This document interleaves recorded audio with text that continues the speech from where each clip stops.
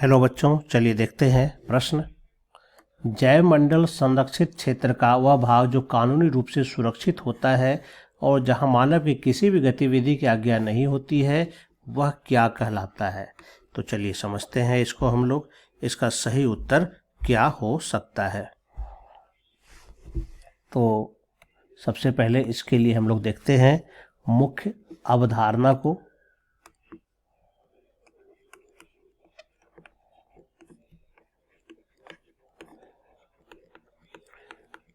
तो यहाँ पर जैवमंडल संरक्षित क्षेत्र के बारे में पूछा गया है।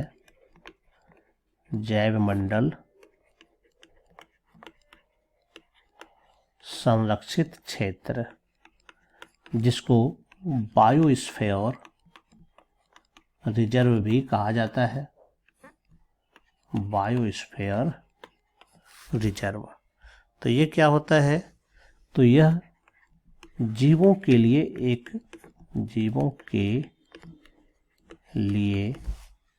एक संरक्षित स्थल होता है।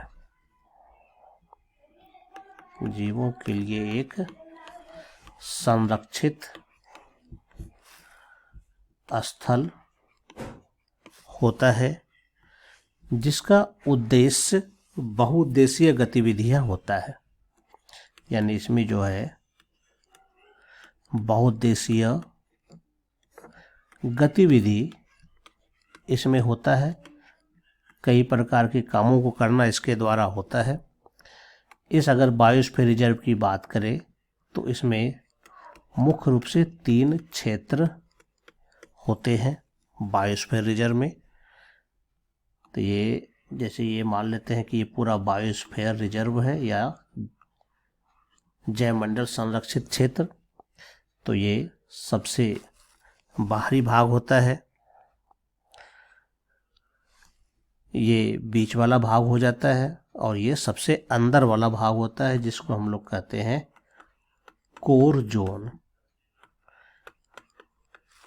इस कोर जोन में मानव गतिविधि की अनुमति नहीं होती है। यहाँ पर मानव की किसी भी गतिविधि का अनुमति नहीं होता है।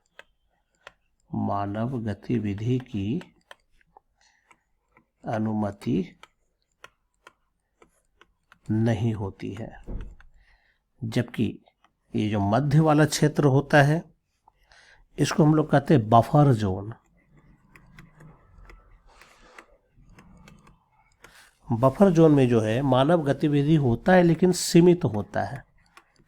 यहाँ पर सीमित मानव गतिविधि होती है। और सबसे बाहर वाला जो भाग होता है, इसको हम कहते हैं ट्रांजिशन जोन या फिर संक्रमण जोन। इस भाग में मानव आवास की भी अनुमति होती है और चारागाह, कृषि कार्य सब होता है।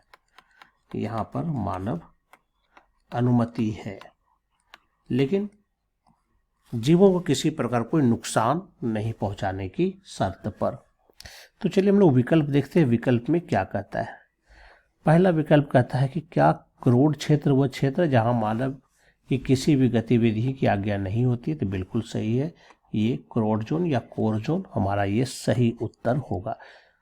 बफर क्षेत्र, तो बफर जोन में सीमित मानव गतिविधि होती है, इसलिए ये हमारा उत्तर नहीं होगा। पारगमन क्षेत्र यानी कि संक्रमण जोन, ठीक है, तो यहाँ पर भी मानव गतिविधि जो है हो सकता है। यहाँ पर मानव आवास की भी होती है। पुनः स्थापना क्षेत्र भी इसी कहा जाता है, तो यहाँ पर भी है। तो यहाँ पर जो चारों में से हमारा जो सही उत्तर हो रहा है वो ए नंबर होगा, क्रोड क्षेत्र। आशा करता हूँ आप समझ गए होंगे। धन्यवाद।